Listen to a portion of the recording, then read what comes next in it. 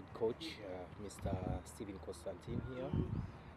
And coach, after many days of camp with the national team of Rwanda, can you give us briefly an overview of what you've achieved from this camp here in Egypt, all the way from Morocco? Well, I think we have overcome quite a lot of difficulties in the last few days, what with the situation in Morocco and then having to find the camp.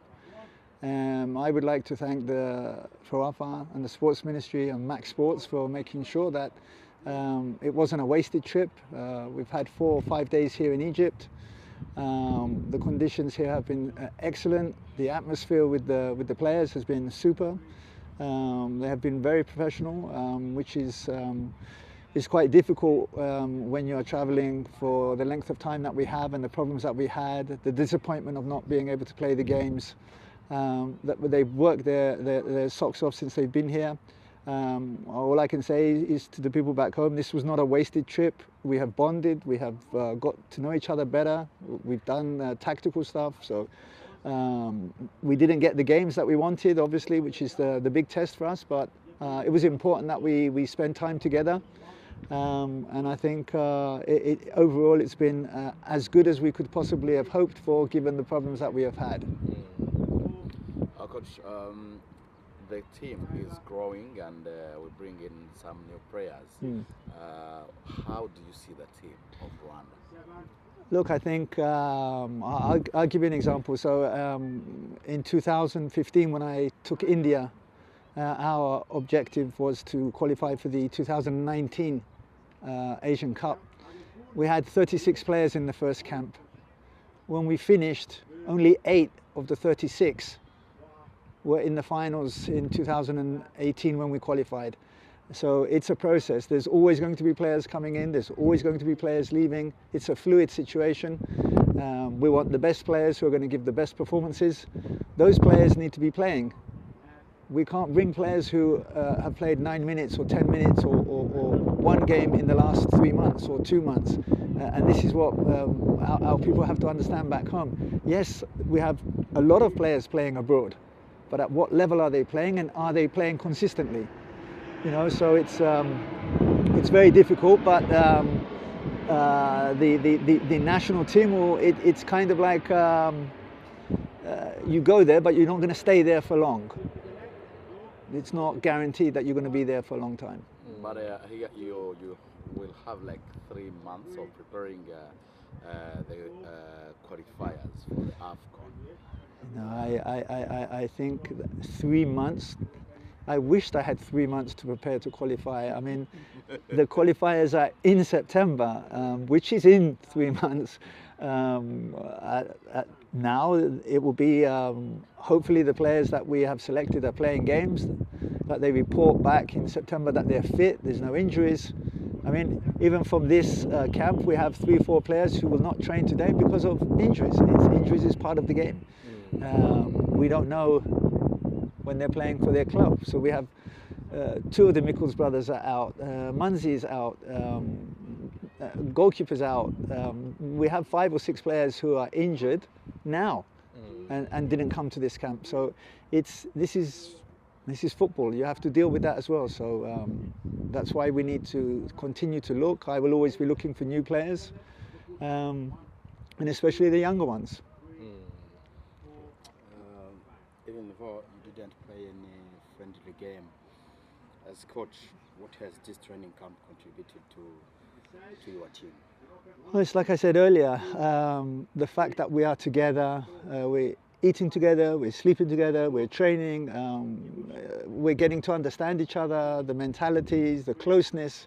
You can't underestimate how important it is to spend time with another person, training and off the pitch, understanding how he feels, how he plays. So I think, you know, ideally we needed 2 games. We didn't get those 2 games, but we've had 4 or 5 days. Again, thanks to Max Sport for putting us here and looking after us. We don't have these 4 or 5 days. We go back to Kigali and we've wasted a lot of money and done nothing. In this camp, we've managed to bond a little bit better. Well, I mean, we had, I think it was 4 or 5 training sessions before our first game in Kigali, which was 3 days. Now we've had another 4 days. If we didn't have these 4 days, I can't imagine how it's going to be in September. And we are really behind. We're already behind now because we didn't get any games, but we are less behind than we were. New players can assess the performances. Look, they have, I think everybody that's come to the camp has given 100%, okay? And they've shown a good side. But until they get out there and play at international level, we're not quite sure. So at the moment, I would say they deserve to be here. Now, do they deserve to be here beyond this? Only if they play. Yeah. And this is the important thing. We need to see them play. New is new, but we need new and tried, tested. So we have time. So, coach, you from your own perspective, do you think you will have time to get a game before the real games? Because we do not have a chance of getting any game here, and of course we are going directly to the qualifiers against one of the teams in our group. Do you think there is that little time in between today and the time of the qualifiers for you to get up at least one game to make sure that everything is in line? I would say virtually impossible. The FIFA window doesn't allow that. Players are now being already, we are having to release some players tomorrow to go to pre-season. They're not going to release those players because Rwanda needs to have a friendly game. We've got 2 games in September. If I'm not mistaken, there's a window in October. Yeah. We need 2 games in October, so as soon as I get back to Kigali in a couple of days, my primary objective is to secure 2 games in October, because we play Liberia in September and we play Cape Verde in September. So it's important that we get those 2 games in October. That will set us up for November and March, but we must get those games. We cannot ever again go into competitions, AFCON, World Cup qualifiers, CECAFA, or any of these tournaments without having a preparation. You don't just go to the CECAFA or to a CAF tournament without any preparation and say, oh, here we are, we're going to play. The results will be as the results have been for the last 11 years, which has been not very good. We must prepare. Yes. Tell us about your new goalkeeping coach, Ramos. Why did you choose to bring him? Why did I choose him? Yes. Okay, I think he's one of the best goalkeeping coaches that I know. I've worked with him a long time. He's an absolute top-class professional goalkeeping coach. He knows the game, and I think if you ask the players themselves, they already have said to me, Coach, thanks for bringing him. So I mean, he's top class. I would take him anywhere I go. Do you plan to add a new face on your staff? Yes, I do. If the sports ministry lets me.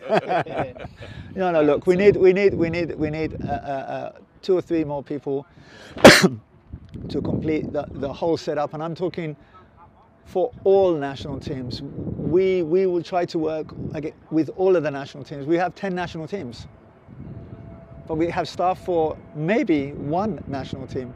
We have to split the staff and try to help at under 17 level, under 15, under 20 level.